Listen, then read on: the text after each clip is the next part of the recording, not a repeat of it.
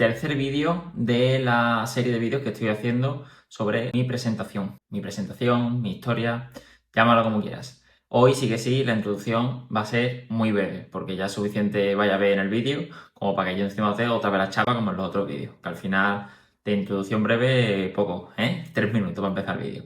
Así que hoy sí, introducción rápida. Pero ¿cómo recuerdas tú? O sea, porque dices que tuviste una pérdida, ¿no? Bastante notable desde el cole hasta el instituto. ¿Cómo lo vivías tú? O sea, ¿era un proceso que iba surgiendo, que tu día a día veías que cada vez tenías más dificultad? ¿Fue algo más repentino? ¿Sabes? ¿En qué lo percibías tú? Pues fue un proceso no fue repentino, fue un proceso paulatino. Y yo recuerdo, porque al final, claro, ¿qué es lo que pasa? Que cuando tú pierdes visión de forma progresiva, por muy rápido que sea, tú la vives constantemente, ¿no? Esto es como cuando un niño es pequeño y tú ves a un niño en febrero y luego lo ves en mayo, ¿no? El cambio, tú lo notas. Pero si tú a un niño pequeño lo ves cada día, de febrero a mayo, tú no tienes esa percepción de lo que ha crecido, ¿no? Entonces, claro, en mí mismo yo no lo noté hasta que no fue muy evidente, ¿no? Hasta que yo decía, ostras, yo me acuerdo de coger el periódico de mi abuelo y yo me lo pegaba muchísimo, pero leía la letra del periódico. Y un año después veía líneas negras, ¿no? O yo pasaba de cuando me tocaba leer en clase, pues yo tenía mi libro con mi flexo y yo leía, a ser algo totalmente imposible, ¿no? Entonces, claro, eso lo noté, pero claro, lo notas cuando ya pasa o sea, cuando tienes una referencia, ¿no? Cuando no tienes referencia es muy complicado. O sea, yo para mí, por ejemplo, a día de hoy, sigo viendo como hace 15 años. ¿Por qué? Porque yo en mi día a día, pues bueno, sí que es verdad que antes yo salía a la calle sin problemas, salía de noche sin problemas, no tenía ese miedo de ir por la calle y tropezarme con algo, y ahora voy muy pendiente, a veces no estoy seguro y eso sí lo noto, pero yo no tengo la percepción de haber perdido visión, a pesar de haber perdido bastante visión. Rafa, ya por entender y por yo tratar de empatizar al máximo contigo, ¿cómo es tu vida? O sea, si tuvieses que describir cómo ves ahora, ¿sí? ¿Cómo es? La gran pregunta. La gran pregunta, que no te la han hecho casi nunca, ¿no? Sí, claro, te iba a preguntar, oye, ¿tú cómo ves? Pues mira, me resultaría súper complicado porque a mí cuando me hacen esta pregunta, yo siempre les digo, ¿pero tú cómo ves? Claro, o sea, yo devuelvo la pregunta. Comparar, a mí no me entra, y de hecho tengo un amigo que, lo voy a mencionar, se llama Adolfo, que con él tengo conversaciones muy profundas en el sentido de este tipo de preguntas, ¿no? Y él intenta explicarme muchas veces cómo es ver bien, ¿no? Y yo intento explicarle cómo veo yo. Y nos damos cuenta que es imposible hacerte imaginarte ni yo cómo ves tú, ni tú cómo veo yo. Porque yo te digo, pues mira, yo ahora mismo veo una silueta negra. O sea, yo te veo a ti y veo una silueta, veo un fondo de un color, una línea aquí de luz, que es por donde entra, supongo que el sol, que no tapa la cortina, la persiana esta, y veo bultos, colores y luces. Claro, no ves definición. Claro, no veo para nada definición. En ninguna parte. Yo a nivel de campo de visión lo tengo más o menos bien, tengo bastante pérdida por esta parte, por la parte pegada a la nariz, y luego más o menos sí que me defiendo en cuanto al campo de visión, pero a nitidez y a definición muy poca. De hecho, por mucho que, por ejemplo, me pegue el móvil, no veo el móvil. O sea, tengo que andar ampliando la pantalla y demás. Pero para escribir, por ejemplo, un WhatsApp, ¿o lo haces todo con audio? Escribo WhatsApp porque me sé el teclado de memoria y más o menos voy tocando donde creo que está la letra y más o menos. ¿Y para leerlo? Y para leerlo zoom. O sea, hago zoom y amplío la letra bien grande y ya está. Y así veo imágenes antes. O sea... Vale. ¿Y notas el resto de sentidos cómo se te han...? Claro, es que también al ser genético desde pequeño, imagino que claro, ya estás habituado, entonces es otra pregunta que es complicada también de responder. A ver, yo sin ser profesional y sin entender a nivel, no soy médico, pero yo creo y estoy bastante convencido que los sentidos no es que se agudicen más, o sea, no es que como ves peor oyes más, sino que estás más pendiente. Claro, o sea, más atento, lo usas ¿no? más, eso es. Yo creo que todo el mundo, cada uno escucha como escucha, lo que pasa es que si te tapas los ojos, lógicamente estás más pendiente a lo que te entra por el oído. Entonces, bueno, yo creo que viene más por ahí que porque se desarrolla más. Estamos más pendientes y ya está. Vale. Cuéntame un poco poco a nivel, estamos en esa época, en esa etapa del instituto, ¿vale? Donde Sí. tú ves ese cambio, cuéntame un poco ahí a nivel social. ¿Cómo lo gestionas tú? ¿Cómo te sientes tú? Y si recibiste algún tipo de apoyo o te hubiera gustado algún tipo de apoyo, que puede ser tu clínica oftalmológica quien te lo dé, puede ser un coach, puede ser Sí. X, ¿no? Pero ¿cómo sucede todo eso? Más a nivel social, emocional, relacional con otras personas, que es una etapa encima, adolescencia. Sí. Yo, o sea, en este sentido, la historia de... ¿cómo te lo diría? La historia del héroe de yo me hacían bullying y luego conseguí ser, no sé, yo eso no lo pasé. Vale. O sea, yo siempre he tenido, igual que te digo que he tenido mucha suerte con el colegio, con el instituto, con los profesores y tal, yo siempre he tenido mucha suerte. No sé si es suerte o es que también lo que me han ido Lo enseñando mis atraes, ¿no? padres a la hora de saber relacionarme, de esa autoestima y tal. Pero yo nunca he tenido problemas ni de bullying, ni de que me hayan tratado mal, ni bien, ni mejor, ni peor. Yo siempre he tenido... o sea, yo hice amistades nuevas cuando entré en el instituto. Muchos de ellos, o mejor dicho, más que muchos de ellos, pues siguen siendo amigos míos los que empezaron siendo amigos míos en el instituto. Siempre he tenido una buena relación con ellos. No me he encontrado con dificultades a la hora de relacionarme. Y no he hecho en falta realmente, nada. Yo creo que también el motivo de esto es que siempre he tenido que ser muy independiente, en el sentido de que, aunque sí que es cierto que desde la 11, por ejemplo, se ha mantenido la ayuda esta de siempre había una persona de unión, ¿no? entre el instituto y mía, que era un poco la persona encargada pues, de que los profesores entendieran un poco en qué consistía mi enfermedad, qué necesidades especiales yo necesitaba, ¿no? A la hora de adaptar exámenes o, como te comentaba, pasé a usar el ordenador como mi herramienta de trabajo principal, con lo cual era un cambio de mentalidad para los profesores el tener que hacer un examen en el Claro. ordenador y si se copia y no se copia y no sé qué, no sé cuándo. O sea, sí que esa persona de confianza la he tenido.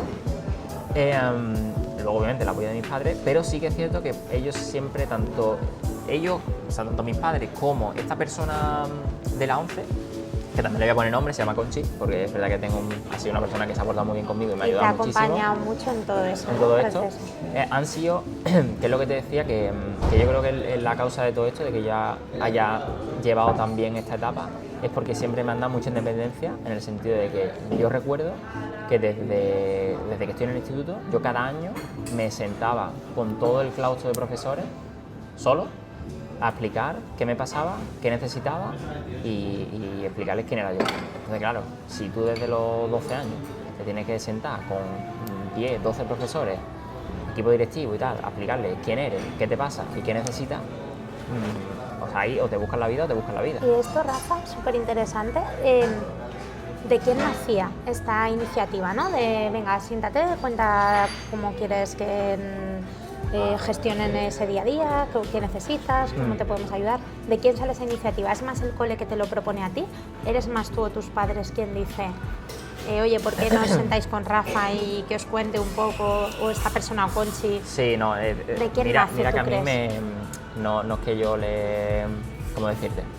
O sea, no soy muy fan en el sentido de que no defiendo a muerte la 11 ni lo que hace ni nada, porque creo que Ya, hay una parte comentaste el otro bastante día. mejorable, Ujú. pero sí que es cierto que lo que es del César es del César. Y yo más que la 11 se lo achaco a esta persona, a Conchi, que era la persona que era la que impulsaba estas reuniones, estas charlas y Vale. que era un poco, ya te digo, el vínculo entre mi familia y el instituto, ¿no? Vale. Luego eran mis padres los que decían, oye, no, escúchame, que el que tiene que hablar es el niño y el que tiene que expresarse y tiene que sentarse con los profesores es él. Yo siempre he sido pues, muy independiente, ¿no? Entonces, para mí, yo creo que incluso... Perdona, Rafa, que te ¿Sí? corto, ¿eh? Sí, sí. Esa independencia que tú dices, Sí. dices también que viene mucho motivada por tus padres, ¿no? A nivel familiar. No me cabe ninguna duda. O sea, la independencia viene de la que me han dado mis padres. Sí, Y sí. hay algo que, o sea, como si tuviéramos que aterrizar eso Sí, en cosas, sí. ¿cómo lo podríamos aterrizar? La autonomía de una persona se consigue cuando le da libertad de acción o de toma de decisiones, ¿no? Obviamente en el contexto de dependiendo de cada persona, es decir, no es lo mismo un niño con 6 años que un adulto con 25, ¿no? Pero si tú le das libertad, ya te digo, dentro de estos márgenes, ¿no? Dependiendo de las edades, si tú das libertad, y esto seguramente mis padres lo pueden explicar mucho mejor que yo, pero yo creo que si tú le das libertad a un individuo y le haces que tome decisiones de forma autónoma, le haces, creas entonces esa independencia. Porque no se me ocurre otra forma, o sea, tú no puedes decirle, no, escúchame, ¿cómo lo podrías expresar? O sea, no pueden llegar y decirme, te tienes que sentar, o sea, esto es para lo bueno y para lo malo, es decir, no, para lo malo que es para mí, pues para mí lo malo con 12 años es tenerme que sentar delante de un claustro de profesor a explicar mi enfermedad, ¿no? Eso para mí es lo malo. Para mí, ¿qué es lo bueno? Hablando de esta libertad, ¿no? El que yo llegue a casa y yo elija cuando me ponga a estudiar, qué estudio, si quiero estudiar, si no quiero estudiar, eso tiene unas consecuencias, por supuesto, y ellos me habrán marcado unos límites, pero dentro de esos límites han sido unos límites muy amplios que yo siempre he sido, o tenía que ser consecuente con mis decisiones, ¿sí? Poniéndome en la piel de tus padres, me costaría mucho identificar hasta dónde tengo que llegar en dejarte independencia, pero más a nivel de movilidad, Sí. y hasta dónde te acompaño, Sí. ¿sabes? No ya en la toma de decisiones, sino en la otra parte. Sí. Si estás en un cumpleaños, Sí, hasta dónde intervengo, ¿sabes? claro. Para que tú estés cómodo, para no. Entiendo que eso ha sido todo el rato prueba y error un poco, ¿no? Sí. Y irte preguntando, tus padres, cómo te sentías en este momento, si has Sí. necesitado ayuda, si, Sí. ¿no?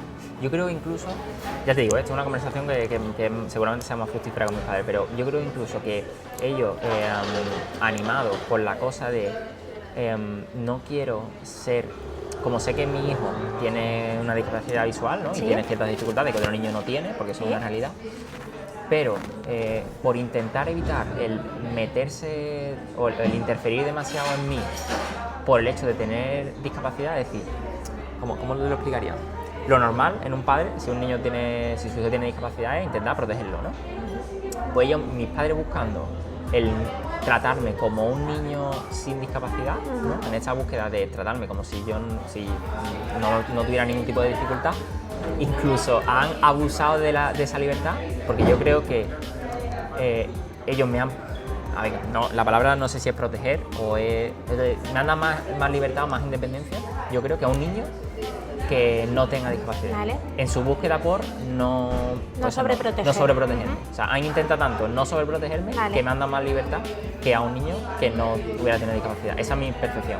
Yo recuerdo de pequeño, ya te digo, yo con 10 años estaba por medio de Sevilla con mis amigos.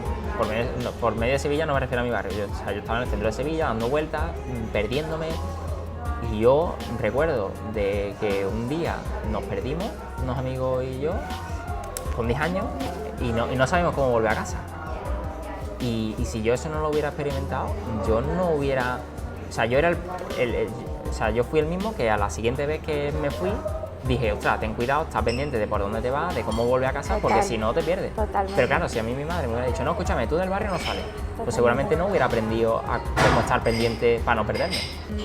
Vale, entonces sigamos en ese momento de instituto que dices que tú a nivel social no has experimentado, pues eso, ¿no? Ninguna dificultad, Sí. no te has sentido mal, tus relaciones siempre han sido más o menos sanas, pues como cualquier chico o chica adolescente, ¿no? Pues entiendo que habrás tenido tus historias. Sí. Vale. ¿Cómo sigues avanzando? O sea, ¿cómo sigues tú? Digamos que ahí tu patología está un poco estable. Sí. O no sé, ¿hay algún punto de inflexión ahí también a partir de la adolescencia? Bueno, lo que me contabas antes del triatlón también, ¿no? O sea, una vez que yo entro en el instituto y noto este cambio de visión más brusco, Vale. por así decirlo, sí que Vale. es verdad que desde entonces se estabiliza un poco.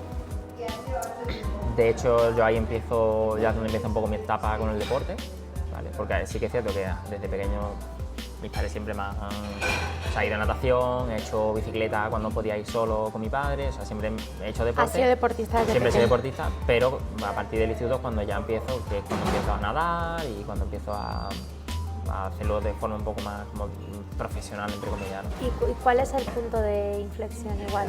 Porque... O sea, en el que empiezo con el deporte. Sí, con el deporte así más en serio. Bueno, yo creo que fue un poco la necesidad de encontrar algo que hacer, porque así que es verdad que después de tanta operación, de tanto cambio y tal, dejé un poco de lado el deporte, no deja de lado por nada, sino simplemente porque estaba otras cosas y había otras cosas que solucionar.